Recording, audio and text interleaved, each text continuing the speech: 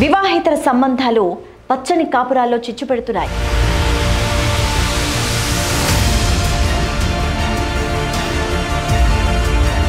తమ సంబంధానికి అడ్డుగా ఉన్నారని కోపం హత్యలకు దారితీస్తోంది.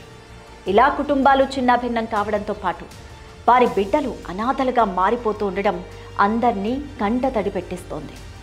వివాహేతర సంబంధానికి అడ్డుగా ఉన్నాడని భావించిన ఓ భార్య ప్రియుడు తమ్ముడితో కలిసి భర్తను హత్య చేయించి రోడ్డు ప్రమాదంగా చిత్రీకరించే యత్నం చేశారు. తాజాగా పోలీసులు రంగంలోకి దిగడంతో భార్య చివరికి కటకటాల పాలైంది. యాదాద్రి జిల్లా ఆత్మకూరు మండలం పల్లెర్ల గ్రామానికి చెందిన వస్తువుల స్వామికి మోత్కూరు మండలం దాచారం గ్రామానికి చెందిన స్వాతితో 2005లో వివాహం జరిగింది. వీరికి 2 కుమార్తెలు, కుమారుడు ఉన్నాడు. పల్లెర్లలోనే ఉంటూ భువనగిరి పట్టణంలోని ఓ ట్రాక్టర్ షోరూంలో మేనేజర్గా స్వామి పనిచేస్తున్నాడు. భార్య స్వాతి కూడా ఇదే షోరూంలో పనిచేస్తోంది. అయితే ఇదే సమయంలో యాదాద్రి జిల్లా తుర్కపల్లి మండలం పల్లెపహాడ్కు చెందిన సాయి కుమార్తో ఏర్పడిన ఓ పరిచయం వివాహేతర సంబంధానికి దారితీసింది. ఈ వివాహేతర సంబంధం కాపురంలో చిచ్చు పెట్టింది. కొద్ది రోజులుగా కుటుంబంలో గొడవలు కూడా జరగడం మొదలుపెట్టాయి. తన వివాహేతర సంబంధానికి అడ్డుగా భర్త ఉన్నాడనే తలంపుతో అతన్ని తొలగించుకునేందుకు భార్య స్వాతి పథకం పన్నింది. పల్లెళ్లకు చెందిన ఫ్రెండ్ వీరబాబుతో కలిసి స్వామి భువనగిరికి వెళ్లాడు. ఇద్దరూ బైక్పై అర్ధరాత్రి స్వగ్రామానికి బయలుదేరారు.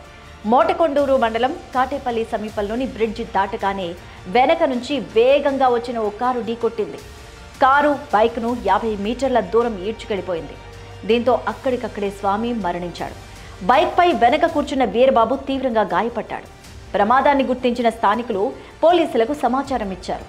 తీవ్రంగా గాయపడిన వీరబాబును మెరుగైన చికిత్స కోసం పోలీసులు హైదరాబాద్కి తరలించారు.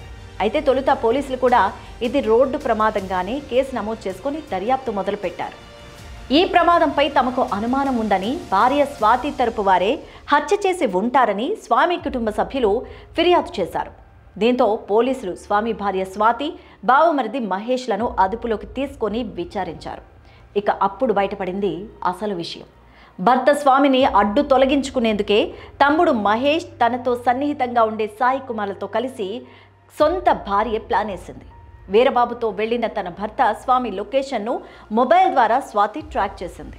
భువనగిరి నుంచి పల్లెర్లకు వస్తున్న విషయాన్ని సాయి కుమార్కు స్వాతి చెప్పింది. భువనగిరిలో ఓ కారు అద్దెకు తీసుకొని స్వాతి తమ్ముడు మహేష్తో పాటు మరో స్నేహితుడు కలిసి సాయి కుమార్ బయలుదేరారు. మోటకొండూరు మండలం కాటేపల్లి వద్ద స్వామి బైక్ను కారుతో బలంగా ఢీకొట్టారు. అనంతరం అక్కడే ఉన్న మామిడి తోటలో కారును వదిలేసి పరారయ్యారు వారంతా. స్వామి రోడ్డు ప్రమాదంలో మృతి చెందినట్టుగా చిత్రీకరించే ప్రయత్నాలైతే చేశారు వారంతా కలిసి. రోడ్డు ప్రమాదంలో స్వామి చనిపోయాడనే వార్తను పల్లెర్లోని కుటుంబ సభ్యులకు తెలిసి లబోదిబోమన్నారు.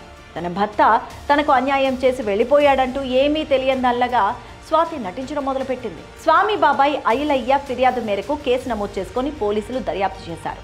పోలీసులు స్వాతి కాల్ డేటాతో బండారం బట్టబయలైంది. ఈ ఘటనలో స్వాతి, మహేష్, సాయి కుమార్లను పోలీసులు అదుపులోకి తీసుకున్నారు. వీరికి ఖచ్చితంగా ఉరిశిక్ష వేయాలంటూ అక్కడి వారు కూడా డిమాండ్ చేస్తున్నారు.